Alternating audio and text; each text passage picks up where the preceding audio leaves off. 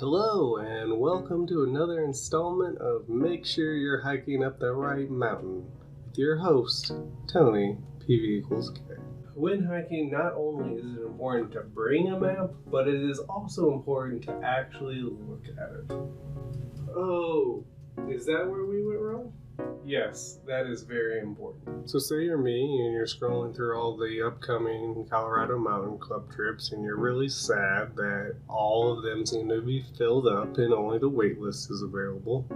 What do? Are there any backpacking trips available? There is, and we just signed up for a Class 2+ climb led by Grover? Up Mount Adams. Mount Adams happens to be the 66th tallest mountain in Colorado. Did you get an email from the trip leader laying out the plan? Yes, he did. We're supposed to camp at Crestone Lake the very first night, and then we're going to summit up Mount Adams the following day. And it's only 1.6 miles to the top. That's great. Did Grover by chance attach a map to the email? Yeah, they always do. Did you look at it? Yeah, totally looked at it. What idiot wouldn't look at the map? So in all reality, I double-clicked on the attachment just long enough to confirm that, yep, this is definitely a map. I didn't think about it too much. I knew the plan was relatively simple, hike in, camp, summit the next day, camp, and then hike out. Relatively straightforward. I just packed up my bag and packed up my car, and that was all I thought about the trip. However, let's look at the map a bit more carefully than past Tony ever did, and we'll see what went wrong. So first off, I have to get from Colorado Springs, where I live, all the way to the tiny town of Crestone. So I took 24 west all the way to Buena Vista, and then I took 285 south. From the town of Crestone, there's a single road heading to the Trailhead. Supposedly there's two, one for a two-wheel drive vehicle, such as my car, and one for a four-wheel drive vehicle, such as not my car. However, I don't believe this first one exists, and I had to drive my two-wheel drive car on four-wheel drive road, and that's a story for a different day. Anyway, after parking at the Trailhead here, we're just hiking up all the way to South Crestone Lake. So day one hike in is complete. Let's take a quick look at day two. So we're already camping here at South Crestone Lake. We'll hike around the lake and then ascend up the northwest ridge all the way up here to Mount Adams, our final destination and summit. And then Grover had pointed out there's this green optional descent route down the southwest ridge if we want to get back, just for a little change of scenery. So it's just a brief overview of day two, but first let's hike all the way up to the lake. Unfortunately, I forgot to take a picture of the Willow Creek Trailhead proper, but in any sense, after hiking up a few sets of switchbacks, you will find yourself looking back over the town of Crestone. The first set of switchbacks are tree covered, but the second set are completely open, so make sure you bring a hat or sunscreen. Eventually, you'll hike into this meadow that was filled with these lovely yellow flowers in mid-August. There is some decent gain the whole trip, about 3,000 feet over 5 miles, but it gets noticeably steeper after the meadow. However, elevation always gives you a better view, and this is a nice one looking back over the meadow we just crossed. After that, you are almost to South Crestone Lake proper, and you can take that heavy pack off your back and look for a spot to set up. There are not too many obvious spots for larger groups of 3 or more tents, but there are a handful of really nice secluded spots for single tent campers. You have to camp at least 300 feet from the lake's edge, and the last 10 to 15 feet to the water surface is a bit rough, which makes accessing the water to gather and filter for cooking slightly annoying, especially if you brought flip-flops.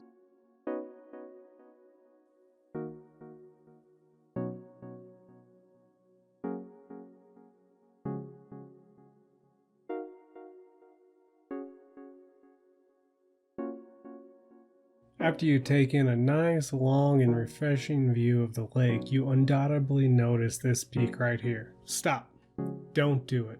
After all that foreshadowing earlier, don't do what we did and assume that this is Mount Adams. Let's bring up the map again. With a quick, lazy look, it might appear like we are looking straight out over the lake at Adams, but in fact, the lake points more directly this way, and we are actually looking at this unnamed 13546 peak. Adams is tucked away behind this ridge. To get to it, we are going to have to hike up and out of the valley to the right of this cliff face and then turn left. However, we don't know that yet, and we think this is the northwest saddle we are hiking up tomorrow, and that this is the optional descent route. While we have the map in this freeze frame up, I just want to point out that the way around the lake is actually to the south of it and not to the north as the map says. Anyway, that's it for today, so let's relax for the rest of the night and get ready for tomorrow. Good morning! I'm a bit of a morning person, so I got up a little early and set myself up a nice spot by the lake to have breakfast and most importantly, coffee. I'm ready to hike up the mountain whenever you are, but first let's see if this caffeine is kicking in yet. I like that boulder. It's a nice boulder. Yeah, I'd say it is. Let's go. The first leg of the summit is just making it past all the thick willows into the other side of the lake. There are some cairns to follow, but there is really no obvious path. After that, just make sure you turn left and head up the correct ridge and don't mess around with the unnamed 13er stuff like we did by mistake. We ran into a lot of class 3 stuff and even a 20-foot section of class 4 climbing that tipped us off we were barking up the wrong mountain tree. Finally, we did get on the right track and made it around the ridge of Peak 13153 after crossing over an expansive scree field. That gave us our first proper view of Mount Adams. It doesn't look like much from this angle, but trust me, this is it. It just kinda blends in and doesn't really stick out. Also, we can look out and see the unnamed 13546 peak we didn't have any business climbing in the first place. Everyone was feeling a bit better when we got our view of North Crestone Lake and confirmed we had made it to the northwest ridge as originally planned. All that was left was the class 2+ hike over these small to medium boulders. Some boulders are loose and it was every man for himself picking the best route he felt most comfortable with walking on. While it is easiest following the ridge at first, you need to veer about 100 feet to the right to avoid getting cliffed out.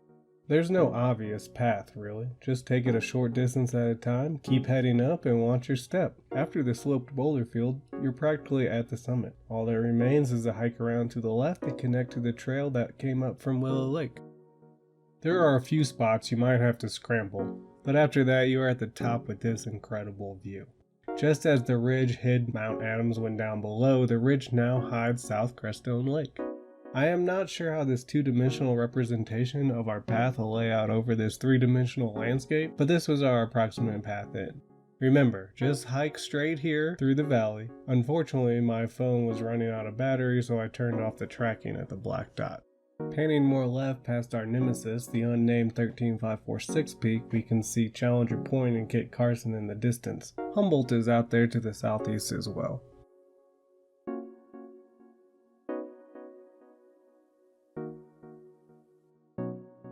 And there you have it. That's my little adventure up to the summit of Mount Adams that I did with a few members of the Colorado Mountain Club. It had its difficulties, I'll admit, but I learned a lot and I had a lot of fun. Plus, I think it's really cool that my name is now on the top of a mountain somewhere. Also, Grover, the trip leader, said that after seeing me hike on this trip, he is quite confident that I can take on every 14er. I'm still a little bit leery about the ones that are categorized as class 4 climbs, but I'm just going to save them for a little bit later.